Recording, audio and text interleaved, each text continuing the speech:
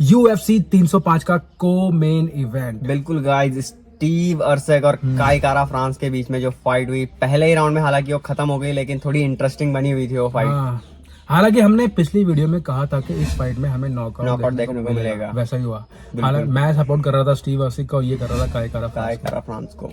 तो फाइट शुरू होती है। फाइट शुरू होते ही क्या होता है, फाइट शुरू होते ही जो काई कारा फ्रांस है वो लंबा स्टेप फॉरवर्ड करता है और एक ओवरहैंड डालने की कोशिश करता है, मारने की कोशिश करता है उसे, वो बच जाता है स्टीव अर्सक बिल्कुल, लेकिन लास्ट स्टीव अर्सक वैसा ही फाइटर है, उसने जितनी भी फाइट ज्यादातर जीती है फर्स्ट राउंड में ही जीती है। एग्जैक्टली लेकिन क्या होता है उसके बाद ना स्ट्रेटेजी चेंज करता है काई कारा फ्रांस। क्या करता है पता है, वो सेम लीप फॉरवर्ड करता है, अपना राइट हैंड थ्रो करता है, और उसके साथ साथ नहीं, जब वो राइट हैंड थ्रो करता है ना तो वो उसने पहले भी किया था, तो स्टीव अर्सक पीछे हटता है, बिल्कुल, लेकिन ओपन गार्ड हो जाता है उसका। हाँ, लेकिन उसने नोटिस किया था कि ज्यादा पीछे नहीं हटता। उसके बाद वो लेफ्ट हुक लेके आता है, बूम बूम, और स्टीव अर्सक ग्राउंड पे। उसके बाद स्टीव अर्सक कोशिश करता है कि भाई अपना टेक डाउन रेसलिंग को यूज करूं, लेकिन भाई उसके बाद वो उसको खड़ा ही नहीं होने देता। बिल्कुल, दे पंचीज साथ एक बार खड़ा हुआ, उसके बाद केज से ही नीचे गिरा दिया उसको वापस। इतनी छोटी फाइट हुई यार, मेरे को ना इतना मजा नहीं आता, मतलब छोटी फाइट जब होती है। लेकिन नॉकआउट काफी अच्छा नॉकआउट था उसका। नॉकआउट अच्छा था भाई, अच्छा नॉकआउट था, फाइट बहुत जबरदस्त थी। इसके साथ तो अब आगे चैलेंज कर सकता है एलेजेंड्रो पेंटोजा को फाइट के लिए। तो देखते हैं अब क्या पता उसको टाइटल फाइट मिल जाए, क्योंकि इससे पहले इसको टाइटल फाइट मिल चुकी थी, ये उसमें हार चुका था, लेकिन अब इसकी बारी है।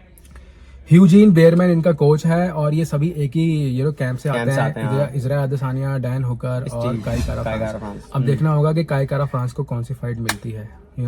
टैटू सबने अच्छे बना रखे हैं। बिल्कुल, और टैटू की वजह से आज एक और फाइटर जीत चुका है, उसका नाम है Dan Hooker.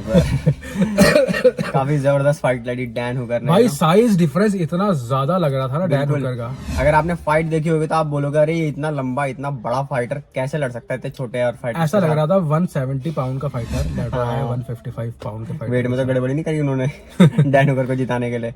Dan Hooker same plan लेकर आया था जो अदेसानिया का था कि टेक डाउन जब मैं रोकूंगा, जैसे ही खड़े होंगे तो ये थक चुका होगा गैमरॉट, क्योंकि ये बार बार टेक डाउन करेगा, और फिर मैं वो करूंगा, पुश करूंगा।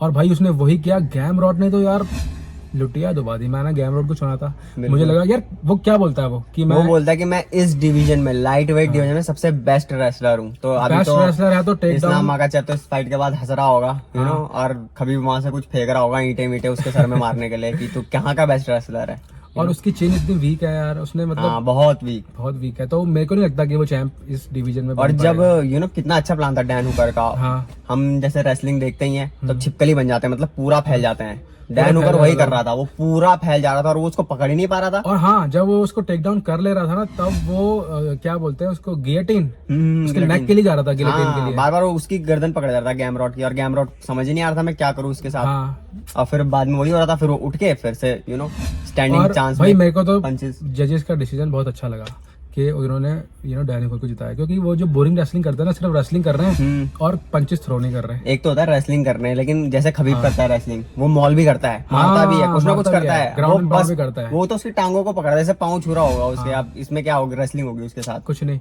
तो ये अच्छा फैसला था, डैन हुकर जीत गया और उधर से काई कारा फ्रांस जीत गया, और एक ही कैंप के दोनों इजराइल अदेसानिया हार गया। मेरी किस्मत फूट रही थी जो मैंने चुना उसको। तो अच्छी फाइट थी, 305 UFC, एक बहुत बढ़िया फाइट कार्ड था। अब देखना होगा कि आगे क्या क्या होता है, डैन हुकर किससे लड़ता है, क्या होता है, काई कारा फ्रांस को मिलता है चैंपियनशिप या बाउट नहीं मिलता। गैमरॉट ने तो अपनी किस्मत सड़ा दी है इसके बाद। अब तो उसको सोच रहा था कि मैं अरमान ज़ारुद्दीन के साथ लड़ूंगा, लेकिन अब नहीं मौका मिलता उसको। अब डेना व्हाइट उसको सीधा भारी फेंक देगा। अब देखते हैं UFC में क्या होता है। तो गाइज, ऐसे ही खबरें, ऐसे ही न्यूज अपडेट UFC से रिलेटेड देखने के लिए हमारे चैनल को कर दीजिए सब्सक्राइब और इस वीडियो को कर दीजिए लाइक।